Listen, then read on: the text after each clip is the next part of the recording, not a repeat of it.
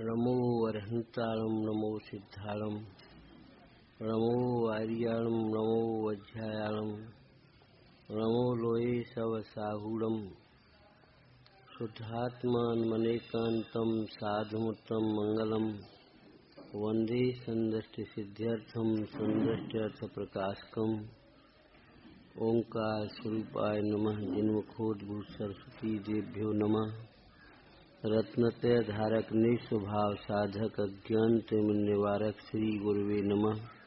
परम गुरुवे नमः। परंपराचार्य श्री गुरुवे नमः। मंगलम भगवान वीरो मंगलम गौतम गणी मंगलम कुंद कुंदाद्यो जैन धर्मोस्त मंगलम सर्वमंगल मांगल्यम सर्वकल्याण कारकम प्रधानम सर्वधर्माणाम जैनम जयतु शासनम जैनम जयतु शासनम जैनम जयतु शासनम रम्योण जिणम वीरम अनंतवर्णान दंसन सहावम मोक्षामणियम सारम केवल सुध केवली भणिदम जीवादि बहिर्तच्यम हेमुपादेयमपणो अपा कम्मोपाधि समुद्भव गुण पज्जाये वदिरितो। श्रीमद कुंद आचार्य विरचित नियम सारजी परमागम शुद्ध भाव अधिकार स्वाध्याय में है जीवादि बहिर्तच्चम हेयम। जीवादि सात तत्वों का समूह हे कहा, जान करके अटकने लायक नहीं है। सवेरे इस विषय की चर्चा हुई थी। हे इसलिए कहा, वहां से हटाना है अपना उपयोग। हमें निरंतर ये कौतूहल रहता है, ये कौन है, ये कैसा है। हेयम कह करके ये कह रहे हैं, होगा कोई भाई, अनादर की बात नहीं है, अपना प्रयोजन साधने की बात है। मैं कौन हूँ, मेरा क्या स्वरूप है, यह बात समझ। विश्व जानने में आने योग्य तो है, उसको जानने में आता है, परंतु जानने योग्य अपना शुद्ध आत्मा है। और जब पर पदार्थों के प्रति जानने के प्रति विशेष कौतूहल बुद्धि जगे, आकुलता हो, तब विचारना। विश्व में एक शुद्धात्मा अपने लिए सुख स्वरूप है, अपना सुख अपने में है। केवल ज्ञान में सारा विश्व भी झलक जाए तो सुख तो अपने में से आएगा ना, विश्व में से तो नहीं आएगा। इस प्रकार का विचार करने से तुम्हारी वृत्ति वहां से हटेगी।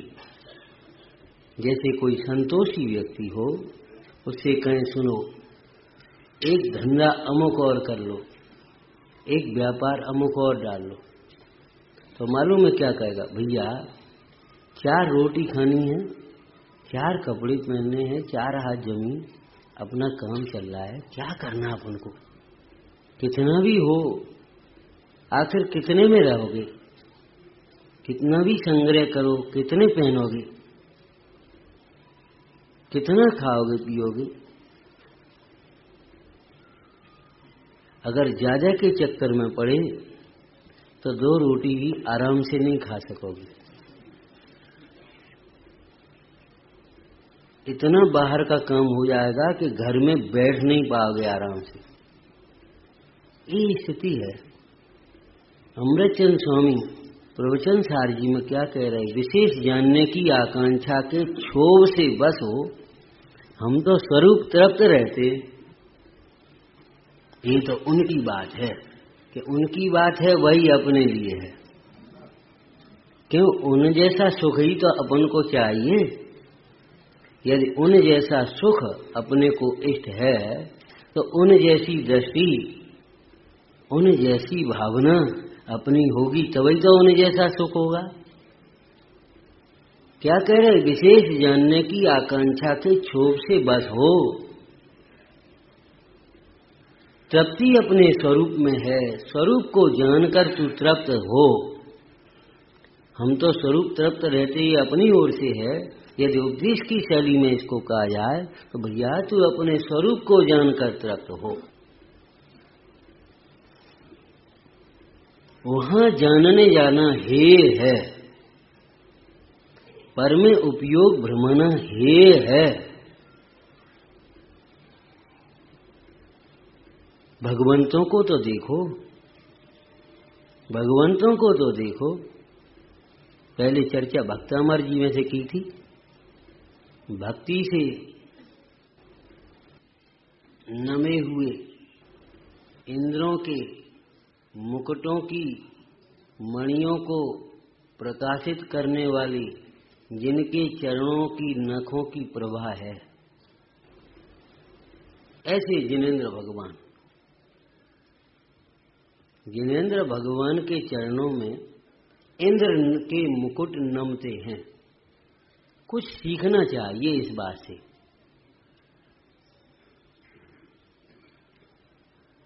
ये प्रसंग, ये दृश्य कुछ शिक्षा दे रहा है। कुछ समझ में आया? ये वैभव वीतरागता के लिए समर्पित कर देने योग्य है। इंद्र का मुकुट क्या समझ रहे आप? ये वैभव ही तो है, ये पुण्य है, पुण्य का उदय का कार्य है। ये वीतरागता के लिए समर्पित करने योग्य है।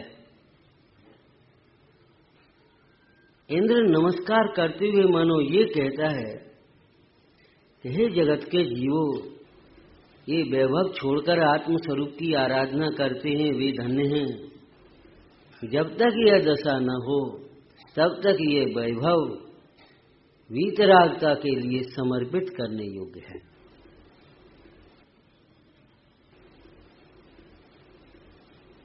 वीतरागता सार है, ये वैभव सारभूत नहीं है, हेयम।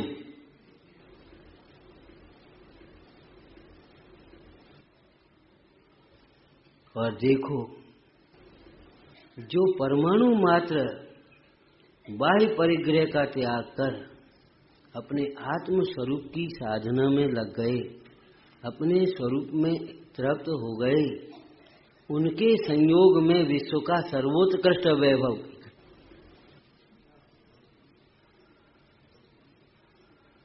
लेकिन ये कोई वैभव को पाने की लालसा रख करके समझने लायक बात नहीं है। इस वैभव के साथ में भी इन भगवंतों को देखो तो परमाणु मात्र को बाह्य में भी स्पर्शते नहीं है। अंतरिक्ष में रहते हैं, सिंहासन पर रहते हैं, अंतरिक्ष जिनराज।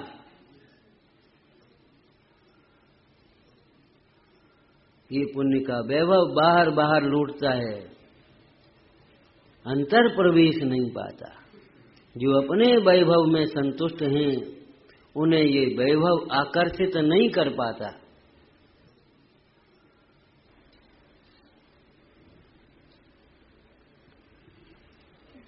पुण्य उदय का वैभव, केवल पुण्य का उदय हम अघातिया कर्मों में देखते हैं और पाप का उदय भी हम केवल अघातिया कर्म में भी देखते हैं। लेकिन घातिया कर्म की प्रकृतियां पाप रूप ही हैं, उनका उदय भी तो पाप के रूप में देखें। मोह का उदय है, वह पाप का उदय है या नहीं? राग का उदय है, वह पाप का उदय है या नहीं?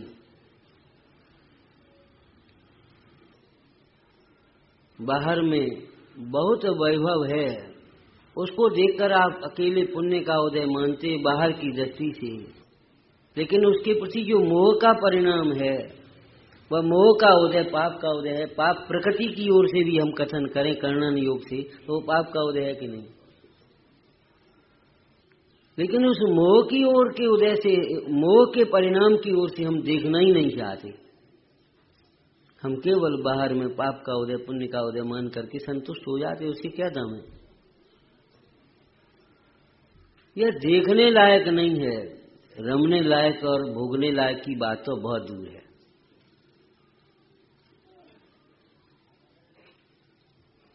जीवाद प्रयोजनभूत तत्वों का स्वरूप समझने का फल ही यह है। ये पराया है, ये अपना है, ये समझने का फल ही यह है कि पर से विरक्त हो और अपने में रत हो, संतुष्ट हो।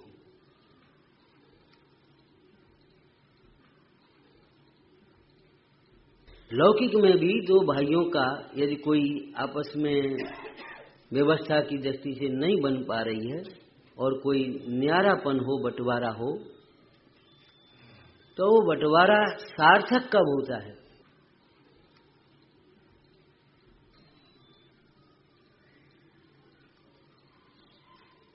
बंटवारा सार्थक कब होता है? एक घर में ही रह रहे थे दोनों लोग, अब उन्होंने कहा भैया एक काम करो, इतना आपका इतना आपका, रोज रोज की बात अच्छी नहीं है, क्यों भी संवाद में पढ़ते हो? ठीक, लिख गया, समझ लिया गया। अब सार्थक कब हो? इतना समझने के बाद वह अपना सारा सामान उठा करके अपने में रखता है और उधर से ऐसे कर लेता है अब जो कुछ भी हो। पहले वह छत टपकती थी या कुछ होता था, भैया वो छत टपक रही है, अब कोई कहता भैया वो भाई की है, वो करा, उससे कहते वो सुनता नहीं, क्या करें हम? कोई मतलब नहीं उसे।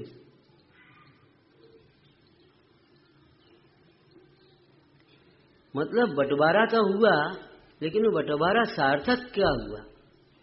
यदि बंटवारा हो भी जाए, कागज पर आ जाए, लेकिन आप अपना सामान उधर से समेट कर यहां नहीं रखें, तो बंटवारे की सार्थकता क्या होगी? ऐसे स्वपर के भेद ज्ञान का फल अपना उपयोग पर से विरक्त होकर अपने स्वरूप में संतुष्ट हो।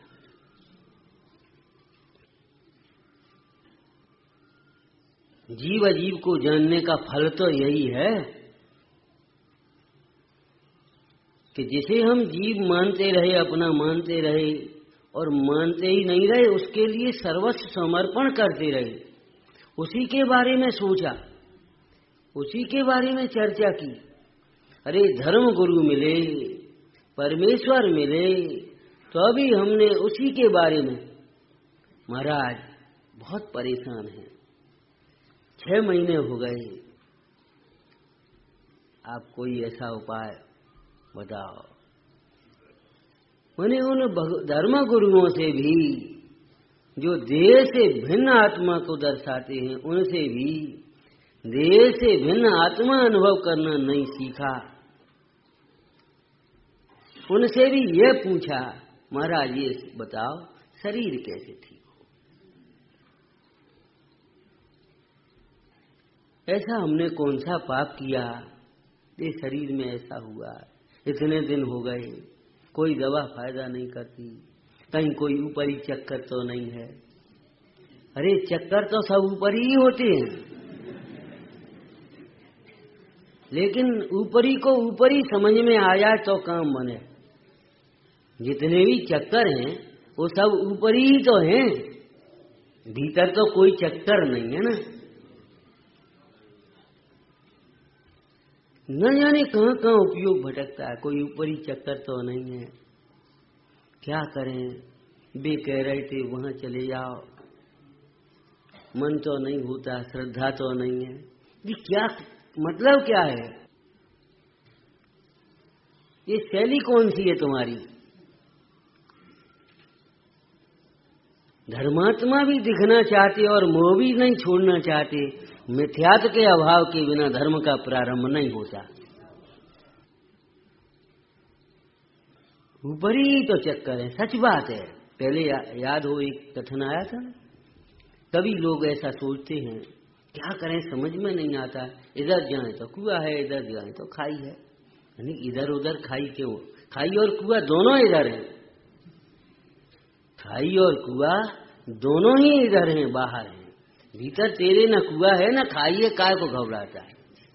वहां तो सुख का सिंधु लहराता है, विश्राम स्थली है, निरापद स्थान है।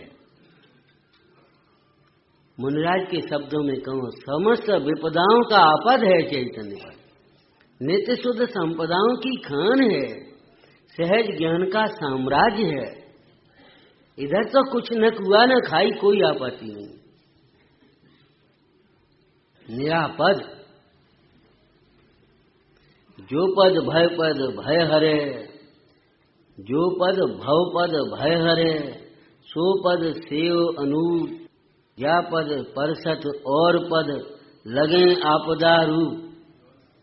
समस्त विपदाओं का आपद है,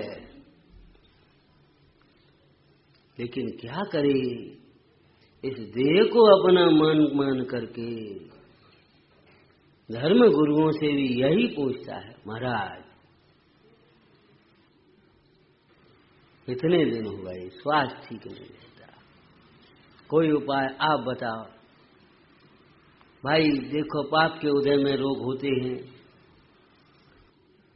पाप के उदय मात्र में ही नहीं, वर्तमान में कोई और भी बात हो सकती है। कुपथ्य सेवन, कुपथ्य सेवन, कुपथ्य सेवन का अर्थ कुविचार भी है। खोटे विचार, खोटा आहार। कुपथ्य में केवल आहार की ही बात नहीं, विचार की भी बात है। और ये चिकित्सा विज्ञान में आज सिद्ध है।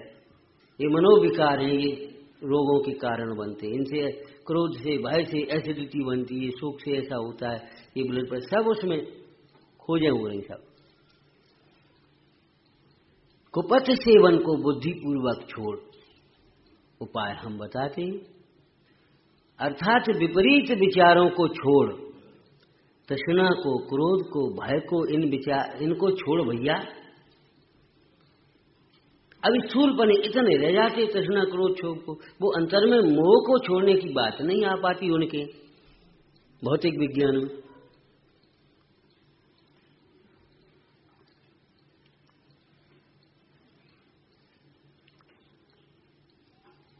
और भैया पंच परमेष्टि की भक्ति में अपना चित्त लगा,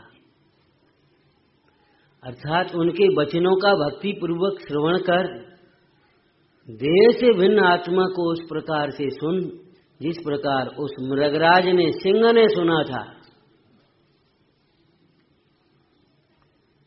उस हाथी ने सुना था।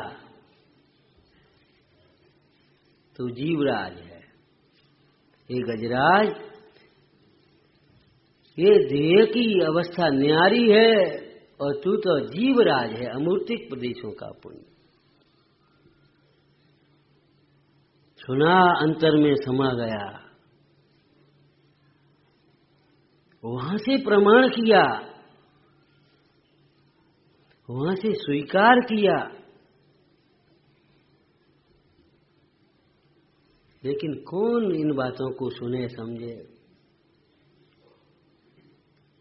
ये तो ठीक है, उनका मतलब ये है कछु ऐसे कर दो, कछु ऐसे दे दे, कोई रोग ठीक हो जाए हमारा।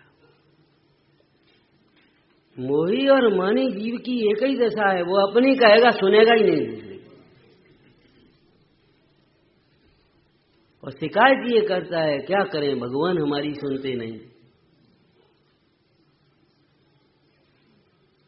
क्या सुने तेरी?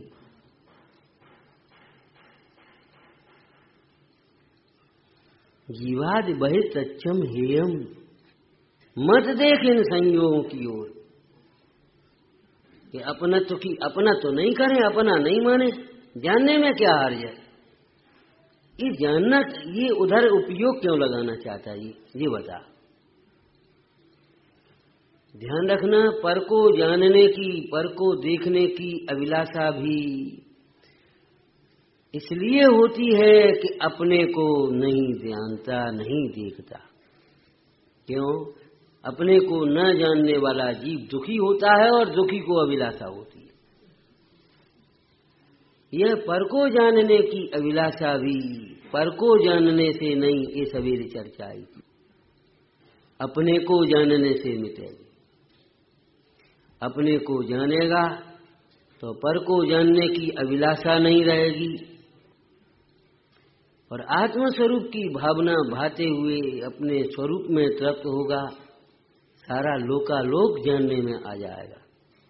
और अपने को जाने बिना जितना जानेगा सब विनाशी।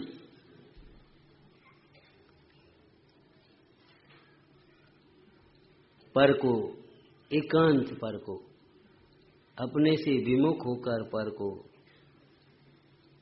कुछ अधिक जान लेने से ज्ञान का मद होता है, ज्ञान नहीं होता। पराश्रय से मान होता है, ज्ञान नहीं। स्वाश्रय से ज्ञान होता है। और ज्ञान दो थोड़े हैं, एक पर का ज्ञान, एक स्व का ज्ञान, ऐसा ज्ञान दो नहीं है। गे सत्य दुविधा पर कासी। गे दो प्रकार के हैं, तो गे दो प्रकार के हैं, एक पर गे एक स्वगे, तो तू स्वगे को जानना। गे कहते ही इस जीव को इधर दिखता है। देखो, भीतर ज्ञायक है और बाहर में ज्ञायक कहाँ? भीतर, और गे कहाँ? ज्ञायक वो भी तो गे है। गे कहते ही ऐसा लगता है जैसे यहां कुछ हो ही नहीं।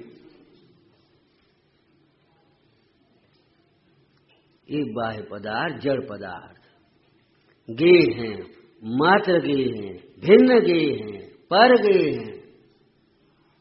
आत्मा ज्ञायक है। अरे ज्ञायक है, ये ज्ञायक है, ये जानने में आया कि नहीं आया? ये ज्ञायक स्वयं गे है। जब ज्ञायक ही स्वयं गेय होता है, होता तो है ही, कोई रोक तो सकता नहीं। लेकिन जब यह ज्ञायक को ही गेय बनाता है, अर्थात गेय के रूप में ज्ञायक को ही लक्ष्य करता है, ज्ञायक रूप ही जानता है, उसी समय में शुद्धोपयोग होता है। गेय ज्ञाता ज्ञान, ध्येय धाता ध्यान। छडाला में क्या आया? यहाँ ध्यान ध्याता ध्येय को न विकल्प बच भेद न जहां। नीचे क्या है?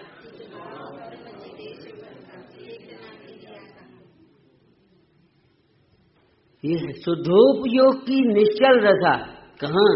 जहाँ गेय ज्ञाता का भिन्न भेद नहीं। और जब तक ये समझता है यहाँ ज्ञायक है और यहाँ गेय है, ये जानने वाला है और ये जानने में आने वाले हैं, बस उन्हीं को लक्ष्य करता रहता, भ्रमता रहता है। हेयम, ये प्रक्रिया आपकी है। आत्मा को जानने का फल ऐसा है कि पर को जानने के लिए तुझे कौतूहल ही मिट जाए, जरूरत न रहे।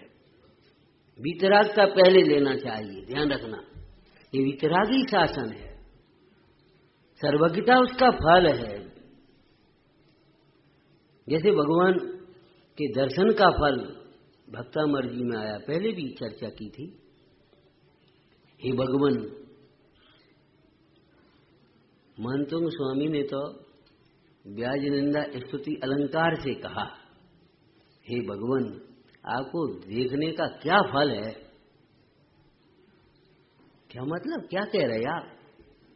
आपको देखने का क्या फल है? आपके दर्शन का क्या फल है? जो हृदय आप में ही संतुष्ट हो जाता है और स्वप्न में भी किसी अन्य की ओर देखने की अभिलाषा नहीं रहती है। हम तो दूसरों को ही देखना भला मानते हैं, जिनको देखने के बाद हृदय आप में संतुष्ट हो जाता है। आपको देखने का क्या फल? अर्थात आपको देखने का फल ये है, किसी अन्य को देखने की अभिलाषा नहीं रहे, संसार परिभ्रमण मिट जाए।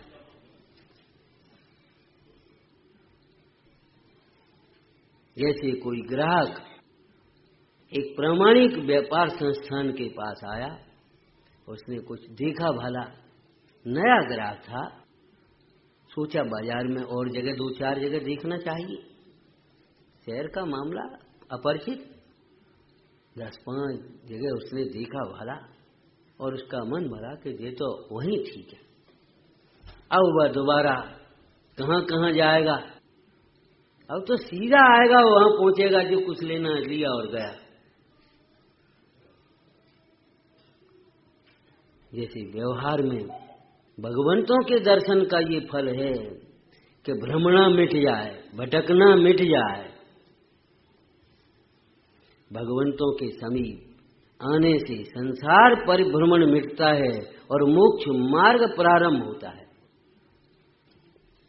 जैसे जब तक रोगी कुशल वैद्य के पास न पहुंचे तब तक वो भटकता है, और कुशल वैद्य के पास जब पहुंच जाता है, सही जगह पहुंच जाता है, तब उसका इलाज प्रारंभ हो जाता है, भटकना मिट जाता है। ऐसे ये भगवंतों की शरण में आए तो अब ये समझना चाहिए कि मोक्ष मार्ग प्रारंभ हो जाए। क्या फल तुझे दूसरे के देखने।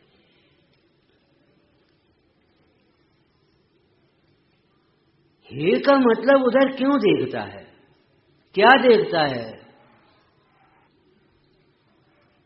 ये अकेले परीक्षा भवन की बात नहीं, पहले कही थी। अपनी ओर देखो, इधर उधर मत देखो, सारा विश्व परीक्षा भवन है। हर समय परीक्षा काल है, परीक्षा घड़ी है। इधर उधर देखे के कर्म बने, दुख सुख का घात हुआ, ज्ञान का घात हुआ, प्रभुता का घात हुआ। इधर उधर देखने में जीव की विराधना, अपनी ओर देखने से आराधना शुरू हुई। आराधना नाम ही इतना है, क्या स्वरूप को देखते देखते प्रसन्न रहना, इसका नाम ही आराधना है। कुछ करने का नाम साधना या आराधना नहीं है। अब तो साधना करनी है, अच्छा भाव है, लेकिन साधना के लिए ज्ञानाभ्यास चाहिए। एक बात पहले दिन कही थी, अब की आए ध्यान हो तो, करने की जगह पहले समझना लगाना। आराधना करनी है, सच बात है, आपको आराधना करनी है ना, तो आराधना समझो पहले। समझे बिना कैसे आराधना करोगे? हमने तो आराधना की क्रियाओं का नाम मान लिया, कोई क्षेत्र से संबंधित जोड़ लिया, आराधना करनी है, वहां रहना है। अब तो सवेरे से उठकर ये काम करना है। आराधना किसका नाम है? हर स्थिति में, हर चाहे कहीं भी हो, चाहे कोई भी परिणति आए, चाहे कोई भी संयोग बने, अपने को सदा काल ज्ञायक रूप देखते हुए प्रसन्न रहना, इसका नाम आराधना है। इसके अतिरिक्त कोई दूसरी आराधना जो आपने मान बैठे हैं, हेयम, कैसी आराधना? आराध्य से विमुख होकर आराधना कैसे होगी?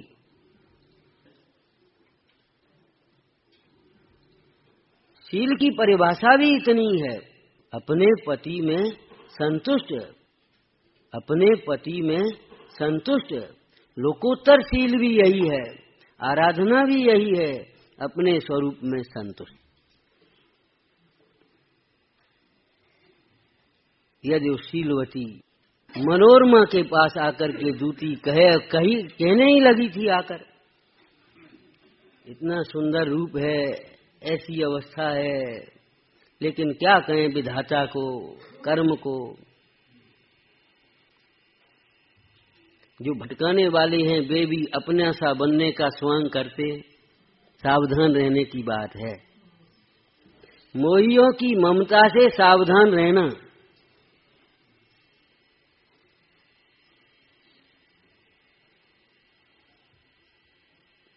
ये भूमिका थी उस दूती की।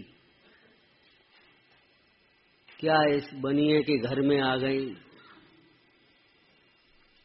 और अभी भी क्या है, राजकुमार तो अभी भी तैयार बैठा है, राजमहल, पटरानी, हेयम हेयम, हे का इस प्रकार से अर्थ समझो, समझ गए? वो अंतरात्मा कह रहा है, ज्ञानी कह रहे, धर्मात्मा कह रहे, जिनवाणी कह रही है, भगवान कह रहे हैं, हे मनोरमे, हे पुत्री, यह तुझे अपनी शील की रक्षा करनी है, हेयम सुनना नहीं।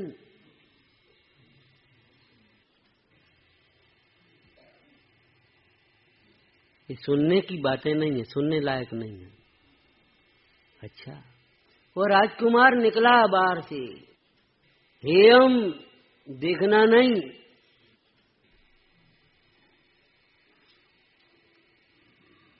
कुछ नहीं, नैष्किंचित है तो सुंदर, कहती तो दूती ठीक है, बस समझ लो शील में दूषण लग गया।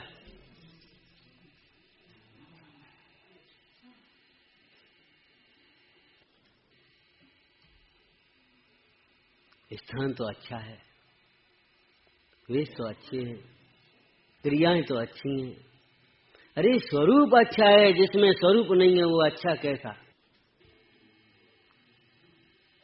सदैव याद रखना, शिवभूति महाराज के ज्ञान को हम बहुत अच्छा कहते हैं, हमेशा बहुत अच्छा ज्ञान उनका। लोगों को लगता नहीं उनको कुछ ज्ञान ही नहीं था। अरे कैसी बातें कर रहे हो, किस ज्ञान को आप ज्ञान मान बैठे हो?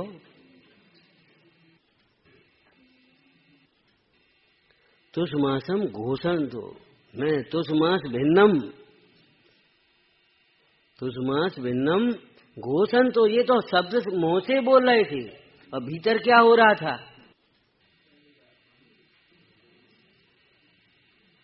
पंडित टोटामल जी ने क्या कहा, ये कोई शास्त्र के वचन भी नहीं थे, तुष्मास भिन्नम, लेकिन भाव भाषणा के बल से वे देहादिक से भिन्न अपने स्वरूप को देखते देखते अनुभवते अनुभवते परमात्मा हो गए। देखने योग्य क्या होता है लौकिक में भी आप बताइए।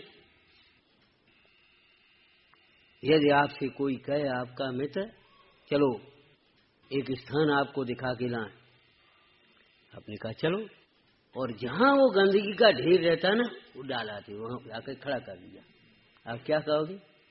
क्या मजाक करते हो? ये कोई देखने लायक जगह है?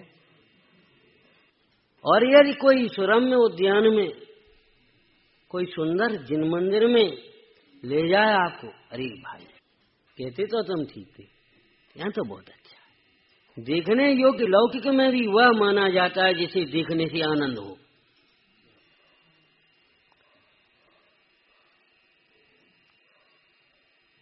पंडित राजमल जी ने सार की परिभाषा करते हुए यही तर्क दिया है, शुद्ध आत्मा के सारपना घटता है, अन्य पदार्थों के सारपना घटता नहीं है। क्यों क्यों नहीं घटता? कि शुद्ध जीव के, शुद्ध आत्मा के जानने पर जानन हारे को ज्ञान है, सुख है, ज्ञान होता है, सुख होता है, और यही तो इष्ट है, सुख होता है, यही तो इष्ट है। इसलिए शुद्ध आत्मा ही देखने योग्य, शुद्ध आत्मा ही जानने योग्य है। हे भगवान मिले, श्री गुरु मिले, और ये पूछे हमारा व्यापार कैसे चले, ये तो भाई मोह की पराकाष्ठा समझना। यहाँ तो ये बात सोचो व्यापार कैसे छूटे, देह की ओर हमारा उपयोग न जाए।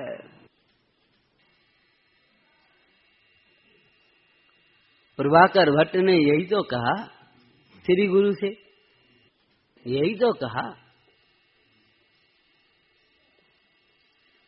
प्रभु हमें उस अनादि संसार से भ्रमते भ्रमते दुख ही दुख पाया है, सुख लेस भी नहीं मिला।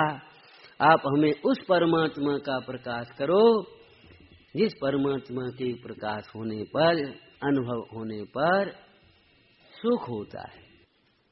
ऐसे शिष्य की प्रशंसा करते हुए ब्रह्मदेव सूर्य ने क्या क्या कहा, स्वाध्याय करना परमात्मा प्रकाश मंगलाचरण का, क्या क्या कहा। हे भव्य, तूने ऐसा प्रश्न पूछा जैसा भगवान ऋषभ देव के समोसरण में भरत चक्रवर्ती, अजितनाथ भगवान से सगर चक्रवर्ती ने, देशभूषण कुलभूषण केवली से राम ने, महावीर स्वामी से श्रेणिक ने प्रश्न पूछा। पंडित टोटरमल जी कहते धन्य हैं जो स्वानुभव की। तो जैसे उस मनोरमा से कह रहे हैं ये सुनने लायक नहीं है, देख मैं दिखाऊं, ऊपर तो चला वो महल देखने लायक नहीं, हेयम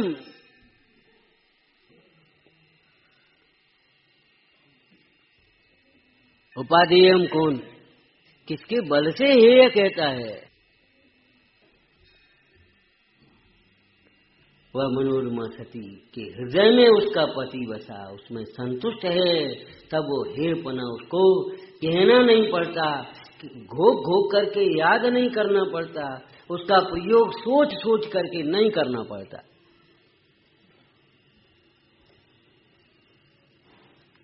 जिन्हें ये सब हेय होता है उन्हें आत्मा उपादेय होता है, और जब आत्मा उपादेय होता है तब ये सब हेय होते।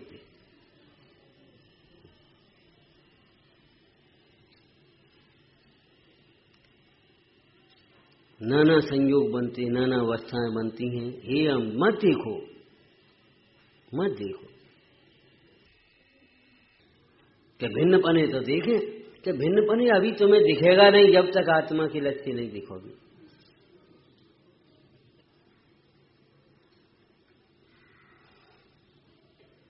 जब ये हेय होते हैं तब उपादेय होता है। क्या आत्मा को आत्मा ही उपादेय है। कैसा आत्मा उपादेय है?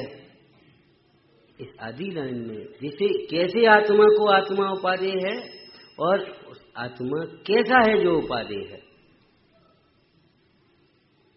जो स्तुति करने योग्य भगवान योगीश्वरों के द्वारा भी स्तुत्य है वह कैसा होगा? जो दर्शनीय पुरुषों के द्वारा भी दर्शन करने योग्य है वह कैसा होगा?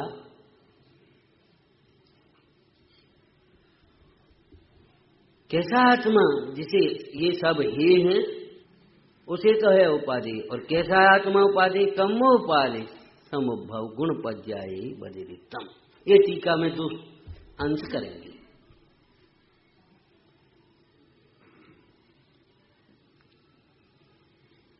कर्मोपाधि जनित कर्म सापेक्ष ऐसा समझ लेना। देखो एक तो कर्मोपाधि जनित में कर्म उदय से होने वाले ये आश्रवादिक भाव है, रागादिक भाव। और यहाँ भावांतरों के गोचर कहा ना, उसमें 4 भाव लिए टीका में। तो ये कर्मोपाधि में कैसे गर्भित होगा इसका समय? कर्म सापेक्ष भाव है। जैसे औदैक भाव, उदय सापेक्ष है। क्षयोपशमिक भाव, क्षयोपशम सापेक्ष है। ध्यान रखना, वो कर्म ने किए हैं ऐसा मत समझ लेना। कर्म सापेक्ष तो वह उदय सापेक्ष, ये औपशमिक भाव कर्म के उपशम सापेक्ष। क्षयोपशमिक भाव कर्म के क्षयोपशम सापेक्ष है। और क्षयक भाव कर्म से के क्षय सापेक्ष है। लेकिन यह ज्ञायक भाव उदय, उपशम, क्षयोपशम और क्षय सबसे निरपेक्ष है।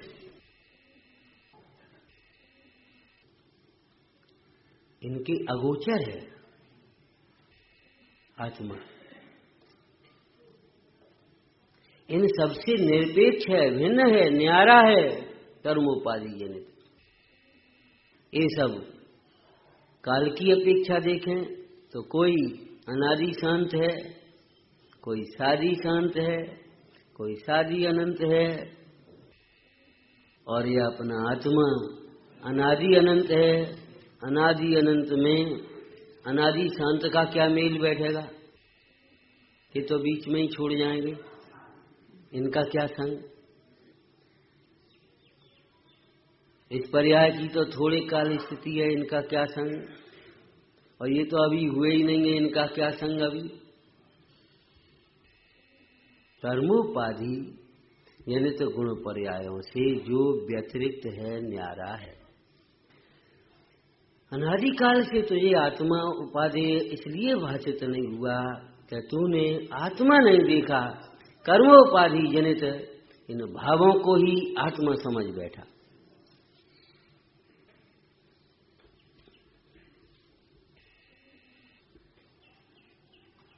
इस विषय को टीका में मुंडाई पद्म परम मलधारी देव ने बड़े सुंदर विशेषणों से समझाया है।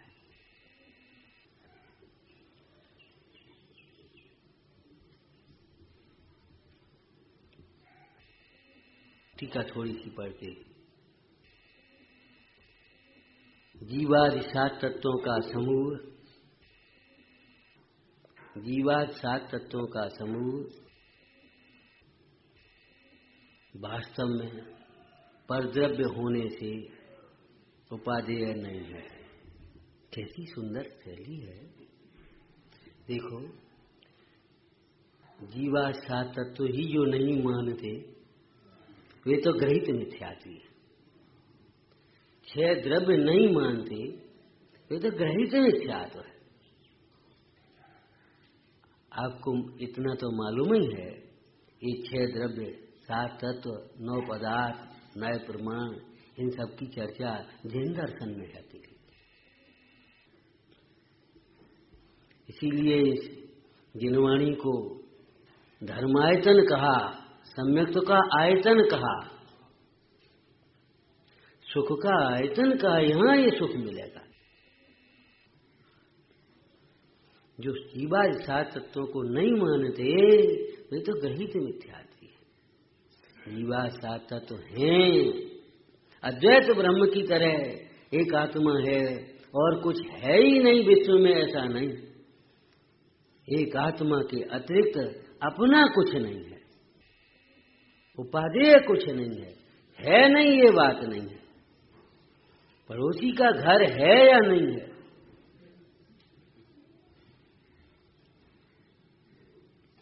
पड़ोसी का घर नहीं रहेगा तो आप भी किसी के पड़ोसी हैं, आपका घर कहां बचेगा?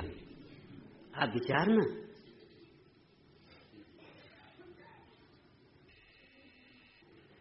है वो, लेकिन वह पड़ोसी का घर है, आपका घर नहीं।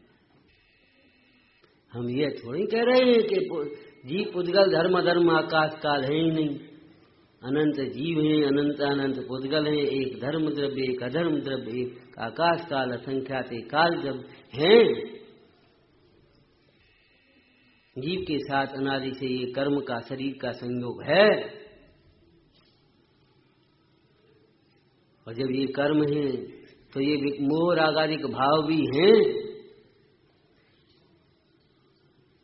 और ये हैं तो इनके उदय भी हैं, उदय जनित अवस्थाएं भी हैं, उनमें जुड़न है तो नया बंध भी है, इतना अनादिकाल से है। और इस बीच में थोड़ी सी मंदता और तीव्रता कथाओं की होती है, विषय बदलते हैं तो पुण्य भी है, पाप भी है, उसके फल नरक स्वर्ग आदि भी हैं। ये कोई काल्पनिक बातें नहीं है। विश्व में इनकी सत्ता है और भगवंतों के ज्ञान में ये प्रत्यक्ष भाषित हुई है, सर्वज्ञ प्रणीत है। ये जीवा 7 तत्वों का समूह है, लेकिन होना अलग बात है और अपना होना अलग बात है। ऐसा नहीं है जो है सो सब अपना है। होना अलग बात है और उपादेय होना अलग बात है। ऐसा नहीं कि जो है वह सब उपादेय है।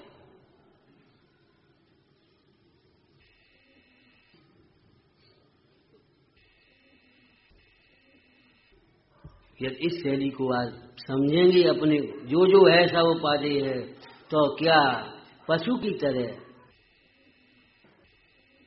घास और ईख एक साथ चबाओगे? क्या करोगे? क्या उस घास और छिलके सहित गन्ना खाओगे? क्या नरेटी की जटाजूट सहित नारियल खाओगे? क्या करोगे आप? होने पर भी वह अलग कर देने लायक है।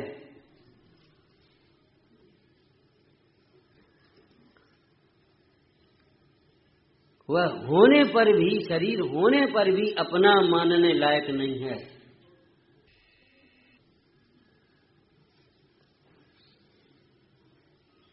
पुण्य के उदय में सुंदर सा दिखने वाला ये शरीर सुंदर मान लेने लायक नहीं है। कल्पना करके सुखी हो जाने लायक बात नहीं है। ये अटकाव की बात है, भटकने की बात है। जीवा 7 तत्वों का समूह है। हमें इसकी सत्ता का निषेध नहीं है। स्वतंत्रता है ना, स्वतंत्रता का एक ये भी सिद्धांत है कि दूसरे की भी सत्ता में आप हस्तक्षेप न करें। आप अपनी मर्यादा में रहें, आप अपनी मर्यादा में प्रवर्तें, मर्यादा में बोलें। दूसरे की सत्ता में हस्तक्षेप करने का अधिकार स्वतंत्र देश का संविधान नहीं देता। ऐसे ही वस्तु स्वरूप की स्वतंत्रता दर्शाने वाला ये जिन शासन भी आपको पर को अपना मानने का अधिकार नहीं दे रहा। हम स्वतंत्र हैं, चाहे कुछ करें, ये बात आपकी ठीक नहीं है, ये अपराधी वृत्ति है। हम स्वतंत्र हैं, चाहे यहां से मकान बनाएंगे, चाहे किसी के घर में घुस जाएंगे, चाहे कोई चीज उठा ले जाएंगे। ये स्वतंत्र नहीं, ये चोरी है, ये अराजकता है, अपराध है। ये जीव स्वतंत्र है, प्रत्येक द्रव्य स्वतंत्र है, परंतु स्वतंत्र स्वयं से तंत्र, अपने से बंधा हुआ, अपनी मर्यादा में रहने के लिए।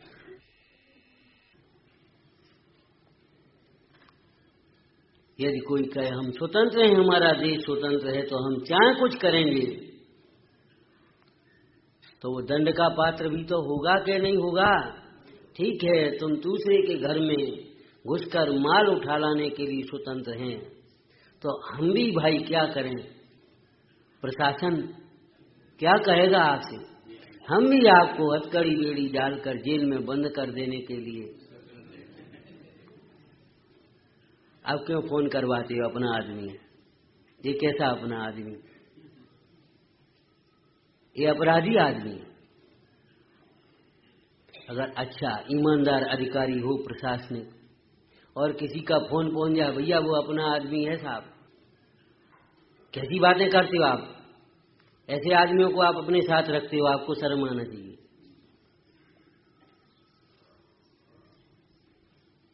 कि कैसे अपने आदमी? अपने आदमी तो समझाते क्यों नहीं उसे? अरे अपनी मर्यादा में रखो उसको।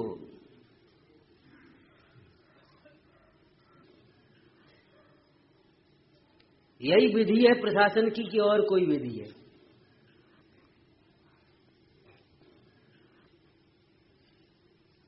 अपनी मर्यादा को समझे बिना, अपने स्वरूप को समझे बिना यदि पर को अपना मानने जाएगा, तो ये कर्म के बंधन हुए बिना रहेंगे नहीं, संसार पर भ्रमण हुए बिना नहीं रहेगा। यहां तो कोई क्या कहें, वहां तो कोई अधिकारी सामने है, उससे गिड़गिड़ा ले, प्रार्थना कर ले, क्षमा मांग ले। गेट कीपर अगर गेट पर हो, वो तो लिहाज कर जाएगा, अभी पंडित जी नहीं निकले, थोड़ी देर और रुक जाएं गेट बंद करने में। लेकिन ऑटोमेटिक व्यवस्था हो, वह होंगे पंडित जी अपने घर के, वो तो बंद हो गया।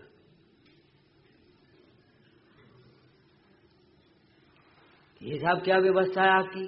कि यही व्यवस्था है, अब हम खुलवा देते और क्या करें। लेकिन वह मशीन तो कुछ नहीं करेगी आपकी, वो आपका लिहाज नहीं करेगी कि हमने तो मशीन लगवाई, हमारे लिए भी यही है, कि हाँ तुम्हारे लिए भी यही। अरे भगवंतों के द्वारा बताई गई ये व्यवस्था भगवंतों के लिए भी लागू पड़ी है। आप क्या समझ रहे हैं?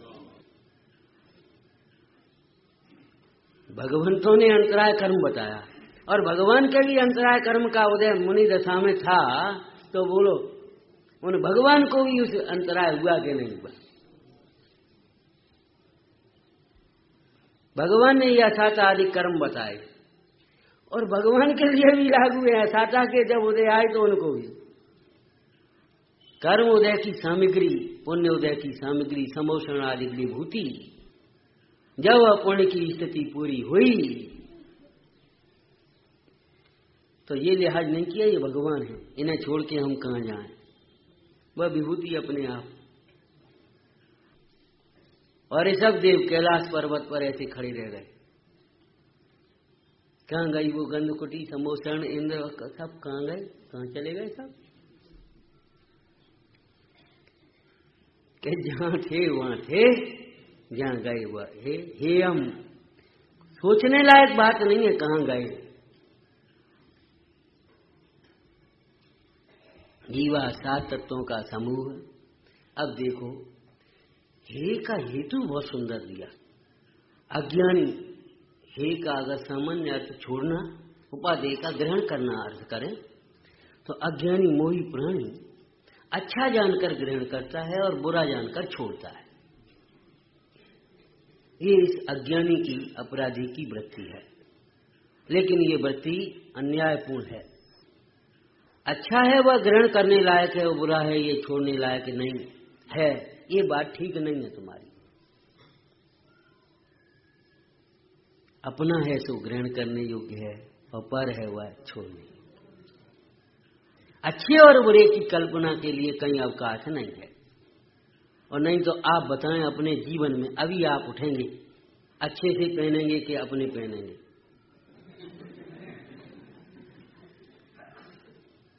यदि आपका चित्त अच्छे से ढूंढने लगा पहनने के लिए तो चोरी। आप अपने ढूंढेंगे और चोर अच्छा ढूंढेगा। आप विचारना, अच्छे और बुरे में मैंने एक ढेर लगा है, नीचे सब उतरे। आप अच्छे ढूंढेंगे, अच्छे पहनेंगे कि अपने पहनेंगे? बताइए। आप यहां से जाएंगे, किसी अच्छे से घर में घुसेंगे कि अपने घर में घुसेंगे? क्यों? अच्छे से में घुस जाओ ना, तब पता पड़े अच्छे मानने की कल्पना का फल क्या होता है। अरे भाई, अपना होना अलग बात है, अच्छा होना अलग बात है। और अपना भी और अच्छा हो, फिर क्यों पर को देखेगा? आत्मा अच्छा भी है और अपना भी है, ऐसा क्यों सोचते हो?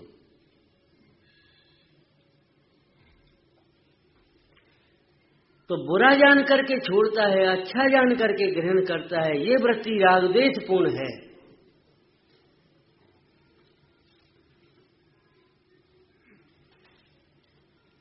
ये वृत्ति मोक्ष मार्ग नहीं है।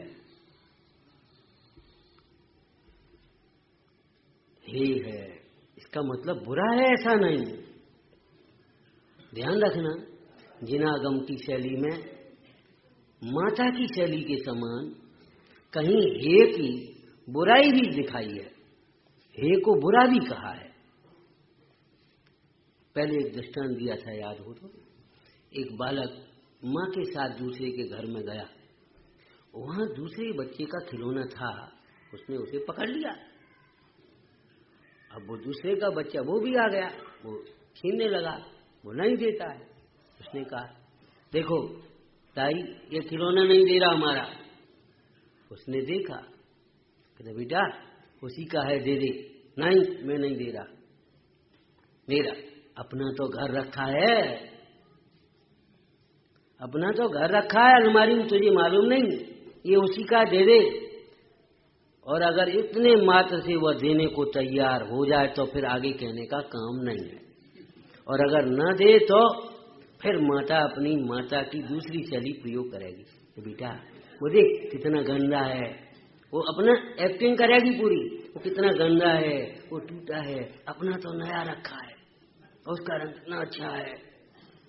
फिर वो अच्छे बुरे का भेद डाल करके उसको छुड़ाएगी। ये सेकंड नंबर की बात है। माने भोगों के दोष, शरीर के दोष, इन दोषों को बता करके छुड़ाने की बात, ये तो ऐसे पकड़ने वाले बच्चे को छुड़ाने की शैली है।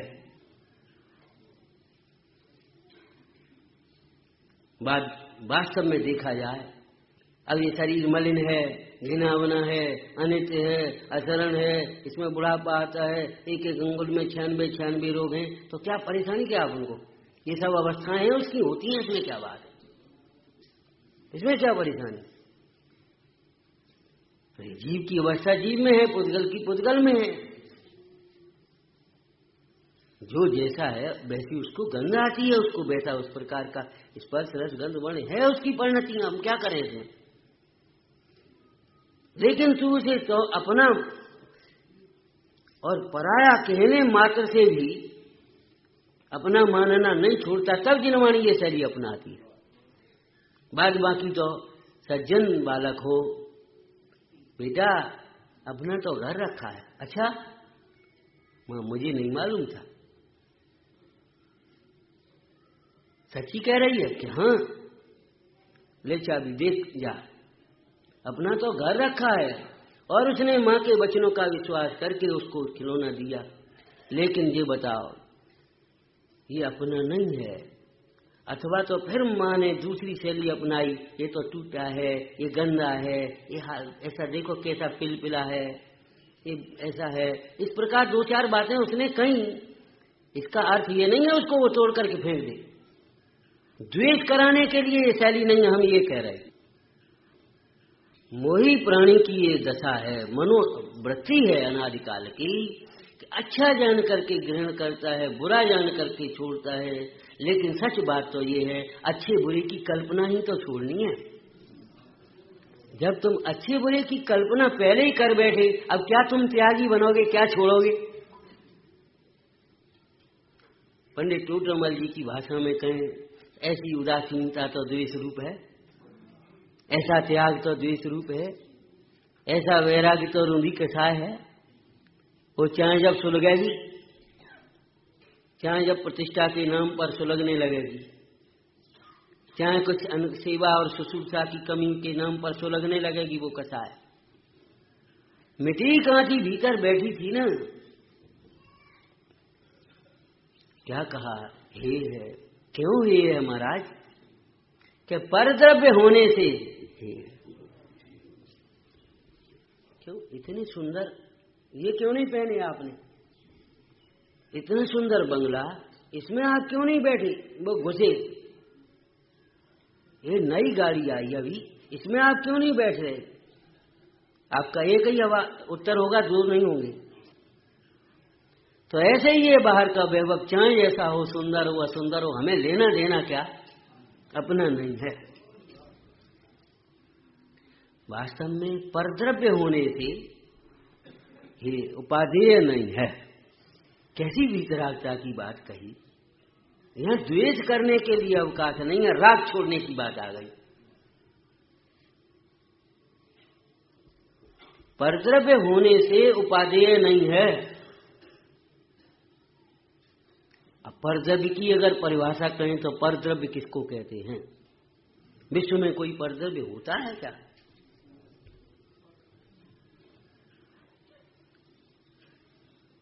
न स्वद्रव्यम परद्रव्यम, इतनी सी बात है, इसके आगे कोई अर्थ बनता नहीं है। विश्व में परद्रव्य अधिक हैं कि स्वद्रव्य? विश्व में परद्रव्य अधिक हैं कि स्वद्रव्य? कितने अधिक हैं? अरे विश्व तो बहुत बड़ा है, अपन इतने लोग बैठे ना, इतने में परद्रव्य अधिक हैं कि स्वद्रव्य? प्रत्येक द्रव्य अपने लिए स्व है और सबके लिए परद्रव्य, एक भी कम ज्यादा नहीं। अपन दो बैठे हो ना, आप हमारे लिए परद्रव्य, अपने लिए, और हमें अपने लिए और आपके लिए, तो ज्यादा कम कहाँ हो गए? कहाँ हो गए? कहाँ हो गए बताओ?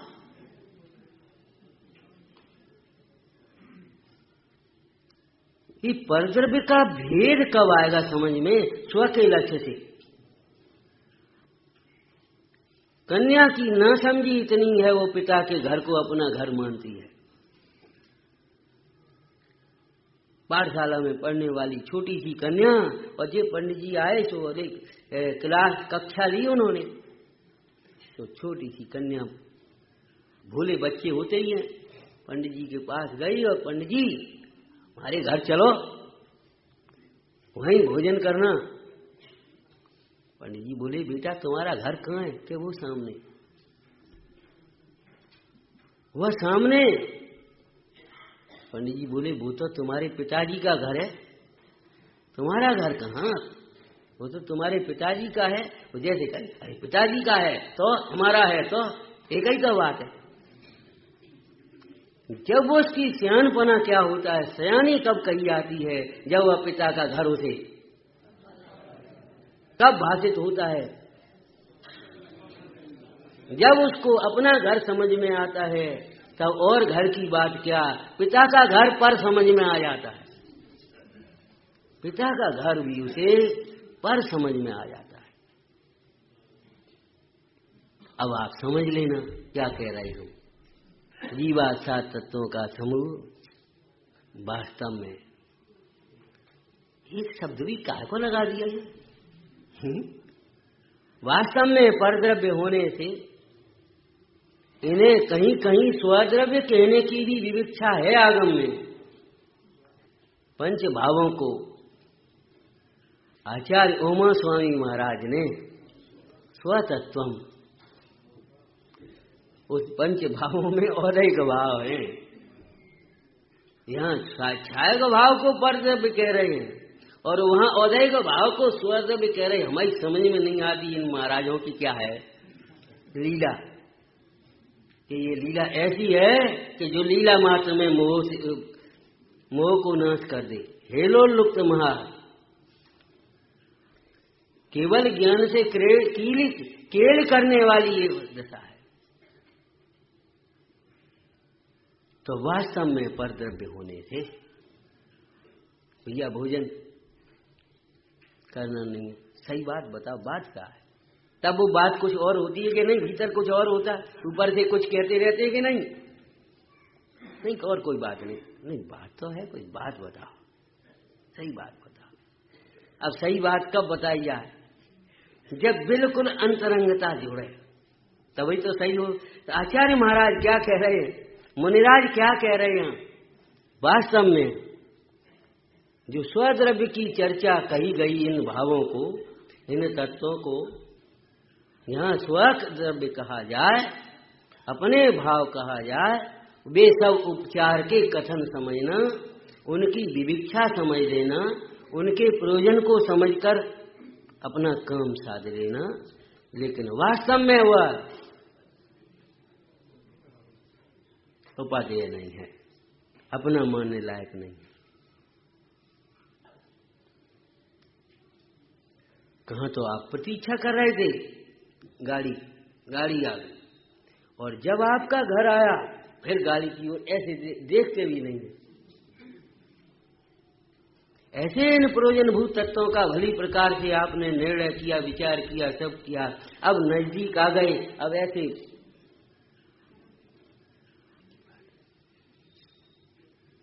ये पराया घर है, पराया घर है, पराया घर है, पराया घर है, ऐसे रटते हुए थोड़ी जाते रास्ते।